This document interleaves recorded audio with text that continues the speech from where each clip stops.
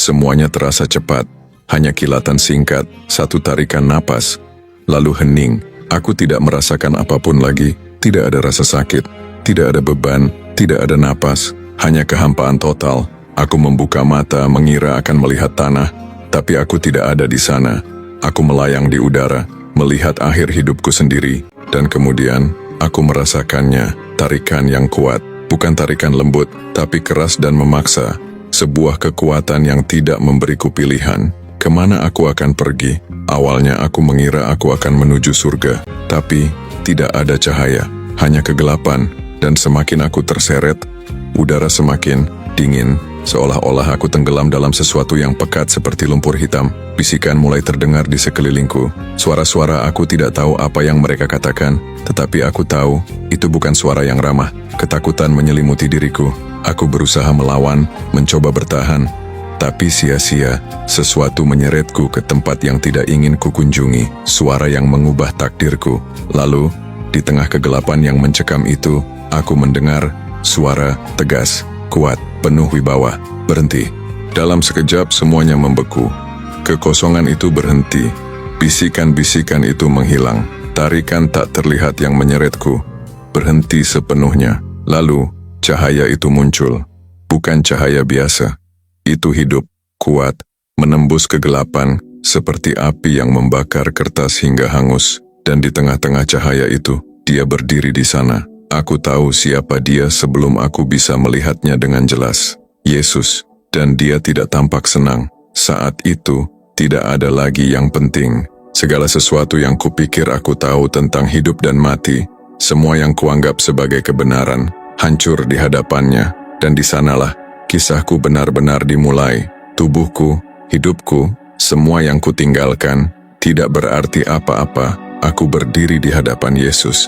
Dan pada saat itu aku tahu, tanpa keraguan sedikit pun, dia benar-benar nyata.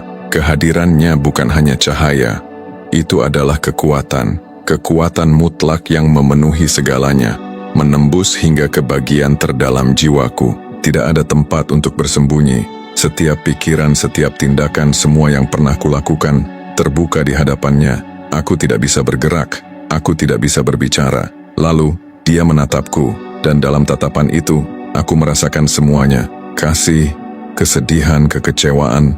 Aku ingin berlutut, memohon ampun, meminta belas kasihan. Tapi aku tidak bisa mengendalikan tubuhku. Aku hanya berdiri di sana, tanpa daya di hadapannya. Penghakiman. Kemudian dia berbicara. Tahukah kamu mengapa kamu ada di sini? Aku mencoba menjawab, tapi tidak ada suara yang keluar. Dia tidak menunggu jawaban. Dia mengangkat tangannya, dan tiba-tiba, seluruh hidupku melintas di depan mataku. Setiap pilihan, setiap kesalahan, setiap tindakan yang egois, itu bukan hanya seperti menonton film. Aku merasakannya, rasa sakit yang pernah kuberikan pada orang lain, saat-saat di mana aku mengabaikan orang yang membutuhkan pertolongan, kebohongan, kesombongan, sikap acuh tak acuhku. Yesus tidak menghukumku, dia menunjukkan kebenaran padaku. Lalu, penglihatannya berubah. Aku melihat dunia terbakar, orang-orang menjerit, kegelapan merayap seperti bayangan besar yang menutupi segalanya. Yang paling mengerikan, orang-orang berjalan menuju kegelapan itu, atas kehendak mereka sendiri. Aku ingin berpaling, tapi aku tidak bisa. Kemudian, Yesus mengucapkan kata-kata yang tidak akan pernah kulupakan. Inilah yang akan terjadi. Dan saat dia mengatakan itu, semuanya menghilang. Kehampaan tiba-tiba, aku dilempar ke dalam kegelapan total. Tapi ini bukan kegelapan biasa. Ini hidup, ini mencekik, kehampaan dingin yang menelan seluruh jiwaku. Awalnya, aku pikir aku sendirian, tapi ternyata tidak. Aku bisa merasakan sesuatu di sekelilingku, bayangan yang bergerak dalam kegelapan, bisikan samar terdengar di udara, kata-kata yang tak ku mengerti, tapi aku tahu satu hal, itu tidak baik. Lalu, terdengar suara tawa, pelan, dalam, penuh ejekan. Kemudian sebuah suara berbisik, dalam, kasar, terdistorsi, waktumu belum tiba. Aku berbalik, mencoba mencari asal suara itu, tapi di sini, tidak ada arah, tidak ada atas, tidak ada bawah, hanya kehampaan yang tak berujung. Dan kemudian, aku jatuh. Mimpi buruk kejatuhan itu menelanku sepenuhnya. Semakin dalam aku tenggelam, semakin buruk semuanya menjadi. Bisikan-bisikan berubah menjadi jeritan, teriakan kesakitan, teriakan putus asa, bayangan-bayangan mulai mengambil bentuk. Makhluk-makhluk bengkok, mengulurkan tangan mencoba meraihku, menyeretku semakin dalam. Bau itu tak tertahankan. Asap, pembusukan, sesuatu terbakar, sesuatu membusuk. Aku mencoba berteriak tapi tidak bisa. Dan saat itu juga, aku menyadari di mana aku berada. Aku telah mendengar tentang tempat ini sepanjang hidupku, tapi aku tidak pernah percaya bahwa itu nyata. Sekarang aku tahu kebenarannya. Tidak ada cara untuk menyangkalnya lagi. Tempat ini nyata. Teriakan tidak pernah berhenti. Mereka bergema dari segala arah, tumpang tindih satu sama lain tanpa henti. Di antara api, wajah-wajah muncul. Beberapa terdistorsi oleh kemarahan, yang lain terselimuti keputusasaan. Dan kemudian, aku melihat sesuatu yang membuat napasku terhenti. Orang-orang yang ku kenal, teman sekolah, orang-orang yang pernah kulihat sekilas dalam hidupku. Mata mereka bertemu dengan mataku, penuh dengan permohonan bisu meminta pertolongan. Tapi aku tidak bisa berbuat apa-apa. Lalu aku mendengar suara yang ku kenal. Tolong aku, jantungku berdegup kencang. Aku mengenali suara itu. Itu adalah temanku. Seseorang yang dulu sering tertawa bersamaku, bermain denganku, berbicara selama berjam-jam. Seseorang yang, seperti aku, tidak pernah menganggap iman sebagai sesuatu yang penting. Dan sekarang, dia ada di sini. Di matanya, aku melihat sesuatu yang tidak akan pernah kulupakan. Penyesalan, penderitaan yang begitu dalam, hingga menghapus semua emosi lainnya. Tanpa berpikir aku mencoba meraih tangannya. Tapi sebelum aku bisa melakukan apapun, sebuah tangan menggenggam pergelangan tanganku. Kamu tidak bisa menolong mereka sekarang. Aku menoleh, itu Yesus. Tiba-tiba, aku tidak lagi berada dalam kegelapan. Cahaya kembali menyelimutiku, tapi aku tidak merasa lega. Tubuhku gemetar, dan nafasku tersengal. Kenapa? Aku berhasil bertanya. Suaraku hampir hilang. Mata Yesus dipenuhi kesedihan saat dia menjawab, karena itulah yang mereka pilih. Pikiranku ingin menolak. Tidak mungkin ada yang memilih penderitaan itu. Tapi jauh di dalam hatiku aku mengerti maksudnya. Manusia menolak kebenaran. Mereka hidup seolah-olah semuanya tidak penting. Dan ketika waktunya tiba, sudah terlambat. Beban dari apa yang baru saja kulihat menghancurkanku. Kemudian, Yesus mengatakan sesuatu yang lebih menakutkan lagi. Ini baru permulaan. Mata dalam kegelapan. Meskipun aku telah dibawa keluar dari tempat itu, aku masih bisa merasakannya. Seseorang atau sesuatu sedang mengamatiku. Aku tidak aman. Aku perlahan menoleh dan aku melihatnya. Sosok-sosok hitam, terpelintir, dengan mata kosong yang bersinar merah gelap. Mereka bukan manusia. Mereka adalah sesuatu yang lebih tua. Sesuatu yang jahat. Iblis. Tubuh mereka berputar seperti asap, berubah bentuk tanpa wujud yang pasti. Tapi mata mereka tidak pernah lepas dariku. Mereka berdiri membentuk lingkaran di sekitar cahaya tempat aku berada. Mereka tidak bisa menembusnya, tapi aku tahu mereka sedang menunggu. Mereka menginginkanku kembali, dan di tengah keheningan yang mengerikan suara mereka mulai terdengar. Sebagian tertawa, sebagian berbisik. Belum, tapi segera, tawa rendah bergema di sekitarku. Kamu pikir dia akan menjagamu selamanya? Kamu milik kami, selalu milik kami. Aku ingin menutup telingaku, tapi bisikan itu tidak datang dari luar. Mereka ada di pikiranku. Tapi kemudian, sesuatu di sisi lain membuatku gemetar. Bayangan, gelap tak terbatas. Kehampaan yang tampak menelan segala sesuatu di sekitarnya. Dan dari dalamnya, terdengar jeritan. Suara-suara tak terhitung. Ratapan putus asa. Perbedaannya tidak tertahankan. Di satu sisi, ada cahaya dan kedamaian. Di sisi lain hanya ada dingin dan penderitaan. Aku menoleh ke Yesus. Tapi dia sudah berjalan. Aku mengikutinya, dan saat itulah aku melihat sesuatu yang menakutkan, yang terpilih dan yang ditolak. Ada orang-orang di depan gerbang, beberapa masuk dengan damai, tapi yang lain tidak bisa. Sebuah kekuatan tak terlihat menarik mereka ke belakang. Mereka berusaha melawan, mencengkeram tanah, udara, apapun yang bisa mereka pegang, tapi itu tidak berguna. Mereka berteriak dengan keputusasaan. Kenapa? Aku bertanya. Suaraku gemetar. Yesus menatapku. Ekspresinya dipenuhi kesedihan, karena mereka tidak pernah benar-benar mengenalku. Aku hampir tidak bisa mempercayai apa yang kulihat, tetapi mereka menyebut namamu. Mereka berdoa, Yesus mengangguk. Banyak yang menyebut namaku, tapi hanya sedikit yang benar-benar mengikutiku. Hati mereka jauh dariku. Gerbang tetap tertutup. Mereka yang adalah miliknya melewati tanpa rasa takut, tapi mereka yang bukan dibawa pergi, dan aku hanya bisa menyaksikan. Saat itulah aku menyadari sesuatu. Aku selalu tahu tentang Yesus, tapi aku tidak pernah benar-benar mengenalnya. Dan sekarang dia ada di sini, di hadapanku, lebih nyata dari apapun yang pernah kulihat. Matanya, aku tidak akan pernah melupakannya. Dia tidak hanya melihatku, dia melihat menembus diriku. Dan untuk pertama kalinya, aku mengerti apa artinya benar-benar dikenal. Kamu tidak pernah dipanggil untuk menjadi sempurna. Kamu dipanggil untuk mengikut aku. Dan saat itu juga, aku mengerti. Ini bukan tentang pantas atau tidak. Ini tentang pilihan. Apa yang akan terjadi? Yesus melangkah mundur satu langkah. Lalu tiba-tiba, semuanya berubah. Tanah di bawah kakiku bergetar. Langit menjadi gelap. Udara terasa berat, seolah badai besar akan datang. Dan saat itu, aku melihatnya. Masa depan, bumi terbelah. Api melahap segalanya. Badai besar menghancurkan kota-kota hingga rata dengan tanah. Orang-orang berlari, berteriak, menangis minta tolong. Tetapi tidak ada yang mendengar. Tidak ada yang datang menyelamatkan. Kekacauan menyebar seperti gelombang besar. Ia menelan segalanya ke dalam kegelapan. Di tengah kehancuran itu, aku melihat sesuatu yang lebih mengerikan.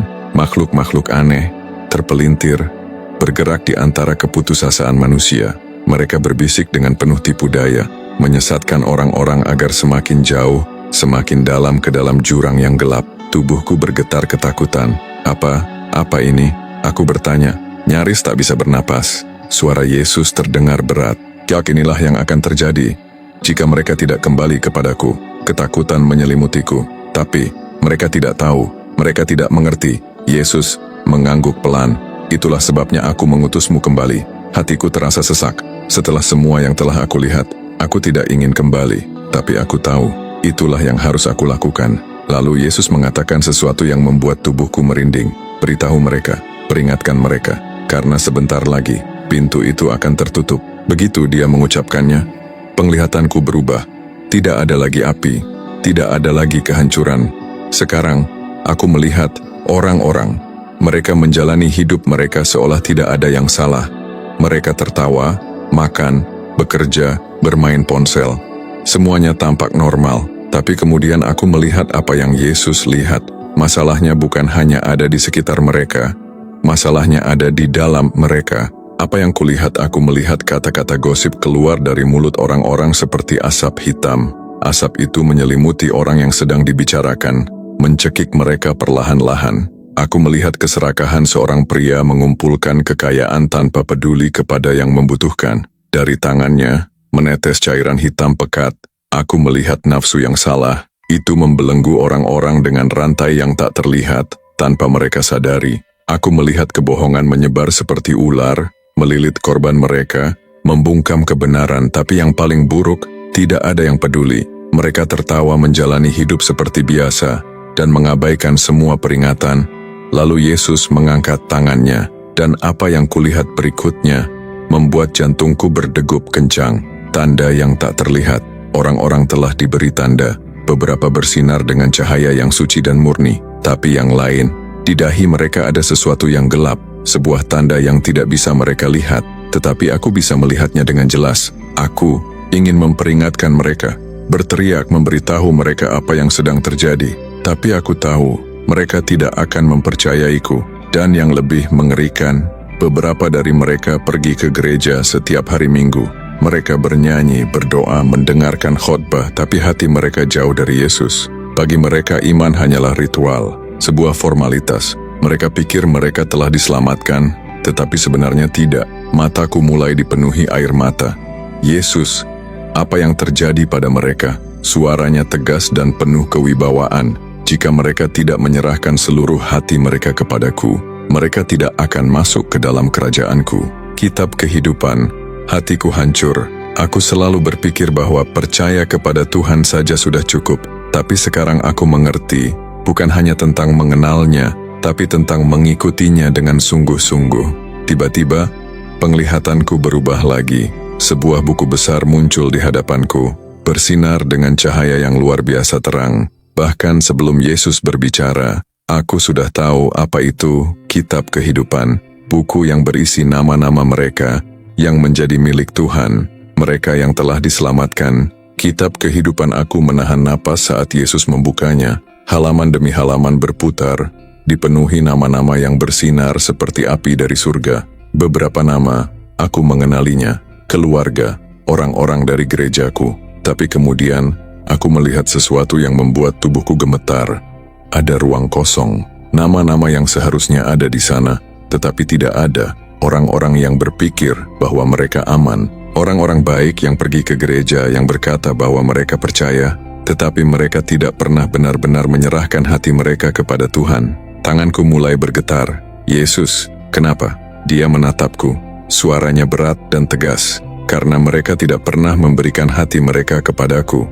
Mereka memanggil namaku, tetapi tidak pernah mengikut aku. Dan di sana, berdiri di hadapannya, aku mengerti sesuatu yang akan mengubah hidupku selamanya. Nama-nama yang hilang lalu, aku melihat sesuatu yang membuat darahku membeku.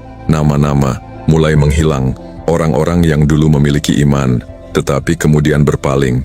Orang-orang yang tahu kebenaran, tetapi memilih untuk mengabaikannya. Nama-nama mereka perlahan memudar, hingga akhirnya benar-benar hilang. Hatiku terasa sesak. Apakah mereka masih bisa diselamatkan?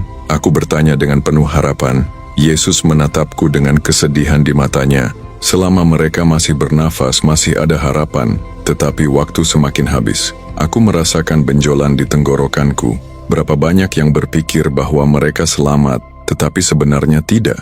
Berapa banyak yang bahkan tidak menyadari bahwa mereka berada di ambang kehilangan sesuatu yang kekal. Malaikat tiba-tiba semuanya berubah. Kami tidak lagi sendirian. Di depan kami, muncul sosok bersinar yang cahayanya lebih terang dari matahari. Keberadaannya memancarkan otoritas yang luar biasa. Seorang malaikat, suaranya menggema di seluruh tempat itu membuat tanah bergetar. Waktunya sudah dekat. Penghakiman akan datang. Banyak yang akan tersesat. Jantungku berdegup kencang. Aku ingin memohon, meminta lebih banyak waktu bagi manusia. Tapi malaikat itu melanjutkan. Mereka mengejek peringatan. Mereka menertawakan kebenaran. Mereka memilih kegelapan daripada terang. Tetapi ketika pintu itu tertutup, mereka akan menangis meminta belas kasihan. Dia berhenti sejenak. Namun saat itu, semuanya sudah terlambat. Misi lututku melemas dan aku jatuh berlutut. Tidak ada yang bisa kita lakukan, bisikku. Malaikat itu menatap Yesus. Yesus mengangguk. Peringatkan mereka, kata malaikat itu. Katakan kepada mereka untuk kembali selagi masih ada waktu. Beban berat menekan dadaku. Aku sudah tahu, mereka tidak akan mendengar. Mereka akan menertawakan. Mereka akan berkata, kita masih punya waktu. Mereka akan berkata, Tuhan itu kasih. Dia tidak akan melakukan itu. Mereka akan terus hidup seolah-olah tidak ada yang salah, sampai semuanya terlambat. Lalu Yesus berbicara lagi.